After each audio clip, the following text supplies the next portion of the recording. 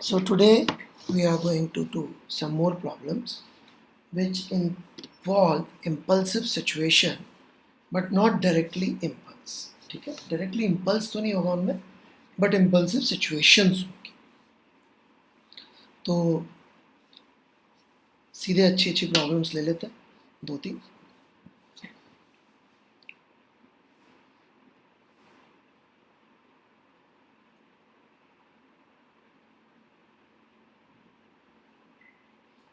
जैसे मान लीजिए ये एक मास m, 2m, ये m और ये एक रस्सी है जिसकी लेंथ l है, परंतु राइट नाउ इनके बीच का डिस्टेंस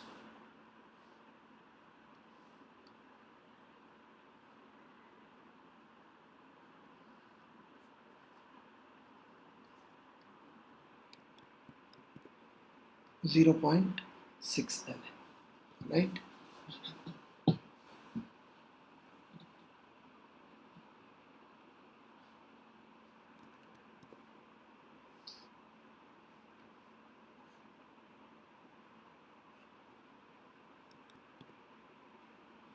और ये इसकी वेलोसिटी u है. अपन ने इसको u वेलोसिटी ऐसे दे दिया m मास को. तो we want to find out कि रस्सी में कितना इम्पल्स जनरेट होगा जब भी ये टाइट होगी. टाइट तो होगी, आप थोड़ा सा इमेजिन करेंगे तो समझ में आ जाएगी बात. फिर दूसरा हम ये जानना चाहते हैं कि कितनी इसमें टेंशन जनरेट होगी आफ्टर इट बिकम्स टाइट. पहला तो है इम्पल्स, ओके, और दूसरा है टेंशन. दोनों अलग अलग चीज है. दोनों, ये तो होगा ड्यूरिंग इम्पल्स, ड्यूरिंग जर्क कितना इम्पल्स लगा, और ये है आफ्टर जर्क.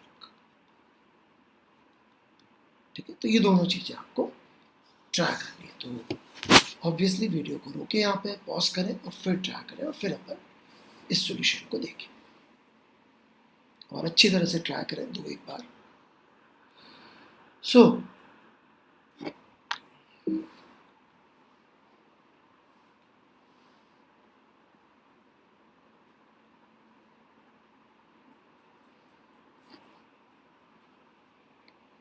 ये कि स्मूथ हॉरिजॉन्टल सरफेस पे है, ग्रेविटी ऐसे लग रही है ना, परेशान होती है. तो थोड़ी देर बाद हम क्या देखेंगे,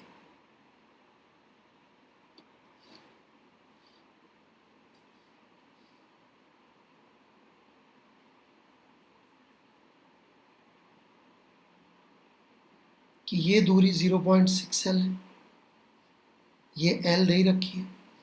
तो जब ये 0.8 l जा चुका होगा और वेलोसिटी u थी लाइक दिस, क्या ये आगे फर्दर u से कंटिन्यू कर पाएगा? क्या ऐसे कैसे नहीं कर पाएगा. क्यों? क्योंकि वो 2m पे तो अभी तक फोर्स लगा नहीं था, रुका हुआ था. पर अब क्या होने वाला है, इस 2m के ऊपर फोर्सेस लगने वाले, इंपल्सेस लगने वाले.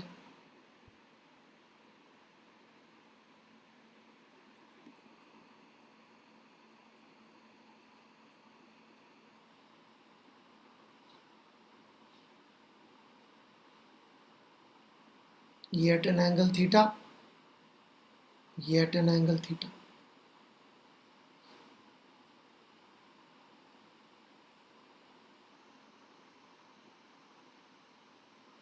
राइट, ये दो impulses Newton third law pair लगेंगे. और इनका पर्पस क्या होगा ये समझना बहुत जरूरी है कि व्हाट वुड दे अचीव.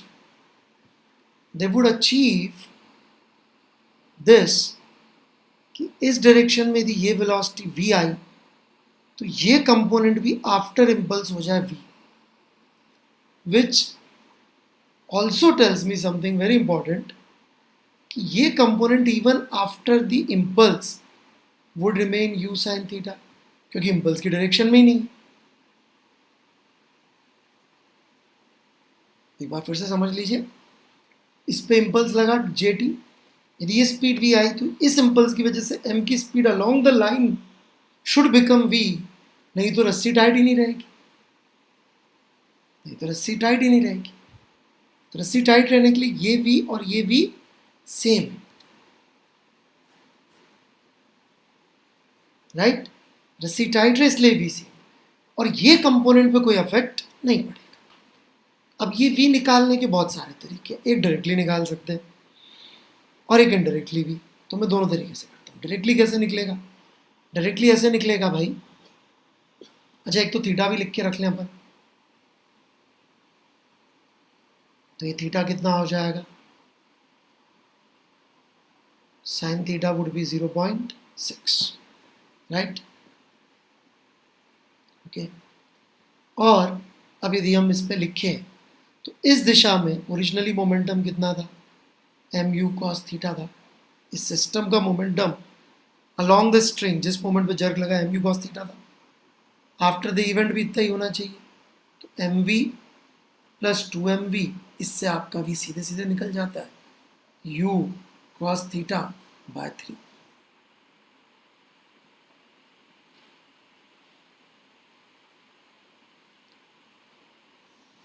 इसको हम मेहनत से भी निकाल सकते हैं। कैसे? इम्पल्स ड्यू टू टेंशन, इसको अलग से ले लें, ये इंटरनल हो जाए। पहले इंटरनल हो गया था ये जेटी, सिस्टम लिया था तो इस इक्वेशन में जेटी इज इंटरनल। लेकिन यदि मैं सिर्फ इस 2m के लिए बात करूँ तो एक्सटर्नल है। इसके लिए इक्वेशन हो जाएगी जेटी इस डायरेक्शन में is equal to 2m into V. इसी डायरेक्शन को पॉजिटिव लेकर m पे लिखूँ तो minus JT is equal to m v final momentum minus initial momentum which was mu cos theta. अभी ये क्यों कर रहा हूं मैं? सिर्फ ये बताने के लिए कि देखो मेरे को जेटी निकालने बिना v तो निकल जाता है।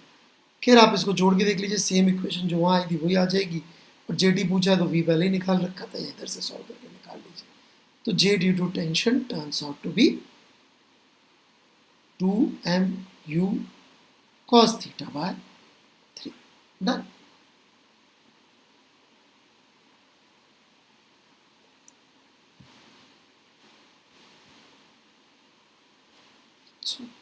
So this is impulse due to tension। अब थोड़ा आपको समझना पड़ेगा यहाँ मोशन कैसा होगा, राइट। थोड़ी सी वो पिक्चर बनाइए दिमाग में, फिर ये टेंशन कैसे निकालेंगे ये कोशिश करके मेरे को भेजिए व्हाट्सएप पे, मैं देखता हूँ, राइट। और मैं अगले वीडियो में टेंशन और इसका मोशन के बारे में डिस्कशन करूँगा। ये थोड़ा सा सवाल टेढ़ा है, राइट। फिर जो है रुडोल्फ के ये बड़े अच्छे अच्छे सवाल हैं, right.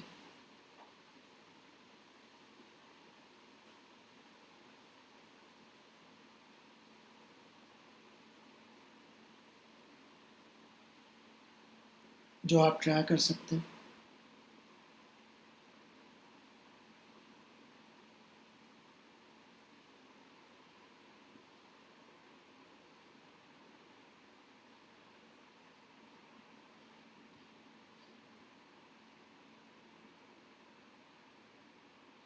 So let me take few questions from Rodolphe.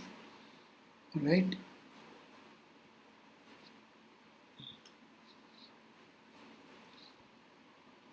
So 154. Okay.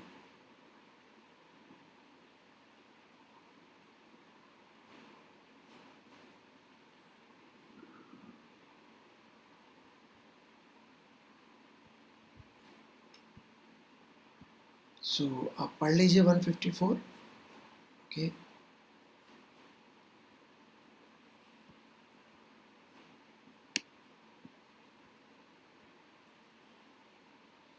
So question says two identical buggies 1 and 2 with one man in each move without friction due to inertia along the parallel rails.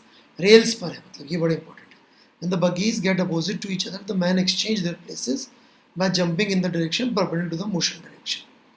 As a consequence, एक रुक गई दूसरी चल रही है, इस तरह की बातचीत हो रही है। मैं एक्चुअली ये तीनों सवाल डिस्कस करना चाहता हूँ रुडोल्फ के 154, 155 and 156।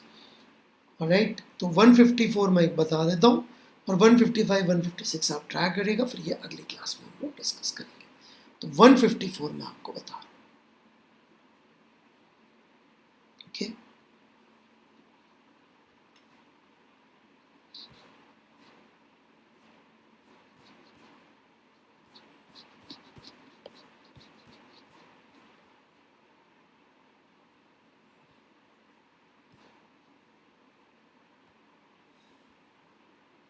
so here we begin 154.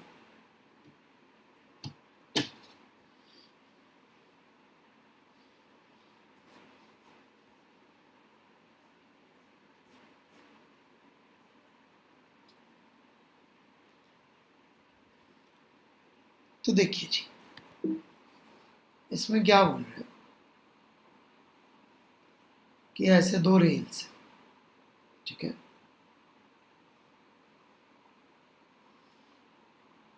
जो एक पैरेलल रेल्स है, ठीक है। अगर एक सिंगल वाली मान लेना है, वो डबल डबल बनाने का टाइम नहीं वेस्ट करना चाहता, तो ये एक रेल की पटरी है। ओके, इस पे एक बग्गी चल रही है, बग्गी 1,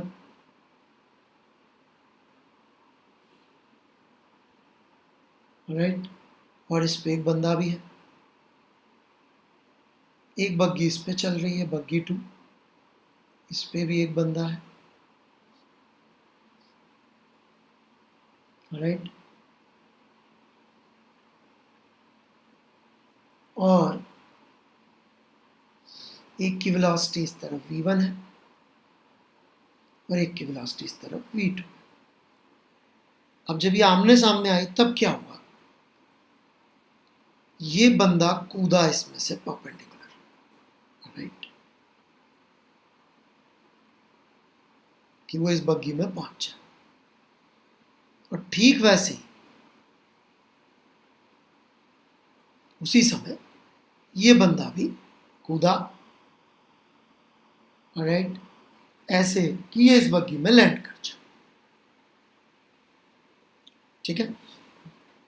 और फिर आगे की कहानी बता रखी कि एक बग्गी रुक गई, दूसरी चल रही है, वोटेवर, वो सब बता रखा है, कोई बड़ी चीज नहीं है, वो अपन देख लेंगे।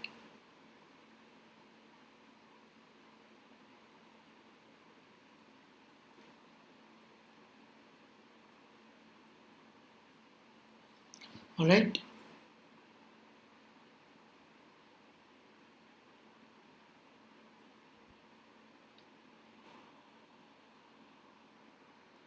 Just a minute, this seems to be some confusion, जरूरी समझ, ठीक है, ओके। तो ऐसा कुछ हुआ ना। सबसे पहली सबसे इंपॉर्टेंट बात जो आई होप अब आपको कॉन्सेप्चुअली समझ में आ चुकी होगी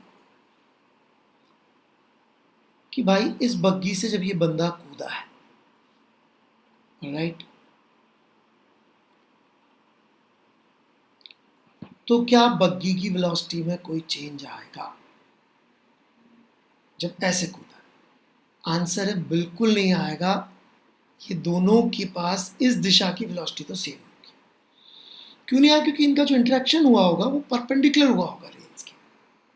तो रेल्स के परपेंडिकुलर का इंटरेक्शन इनकी वेलोसिटीज को अफेक्ट नहीं करेगा, they will still remain V, क्योंकि इसके इस तरफ कूदने से इस दिशा की वेलोसिटी पे अफेक्ट पड़ ही नहीं सकता, क्योंकि फोर्स ही इसने बग्गी पे इस तरफ लगा। आप बोलेंगे सर मास कम हो गया, मैंने फिर सिस्टम पे जाऊंगा मैं, कि मैंने जब सिस्टम समझाया था मैंने क्या बोला था, जिसको अपन ने सिस्टम में इस समय मान के मोमेंटम लिखा है, राइट, उसको अगले मोमेंट पे मानना पड़ेगा। अब इक्वेशन आप लिख लीजिए, ये सॉल्व नहीं होगी, you can not find out इससे दो, but you have to understand कि फोर्स एनालिसिस भी है जो हमें बता रहा है कि इसने पुश इस तरफ किया लाइक दिस, तो ऑब्वियसली वो इस तरफ वेलोसिटी में चेंज बग्गी में तो ला नहीं सकता, और बग्गी की वेलोसिटी यदि हमने एक बार प्रूव कर दिया v1 है तो अपने आप आदमी की भी हो जाएगी। हेंस ये बंदे के पास इस दिशा में वेलोसिटी होगी v1 और इस बंदे के पास इस दिशा में वेलोसिटी होगी v2। और अगले मोमेंट के लिए हमें बस इतनी सी बुद्धि लगानी है कि ये बंदा जब इसमें लैंड करने वाला है, अब चूंकि वेलोसिटी एक्स डायरेक्शन में सेम नहीं है, तो इन दोनों को सिस्टम लेना ज़्यादा अच्छा है, क्योंकि इनके बीच का जो इंटरेक्शन होगा उसमें एक फोर्स आएगा एक्स के अलावा, उसको अवॉइड करने के लिए बेस्ट रहेगा। और ऐसे इन दोनों को सिस्टम लेना अच्छा है, क्योंकि अब एक्स में फोर्स आएगा इंटरेक्शन का। So we can write equation as in m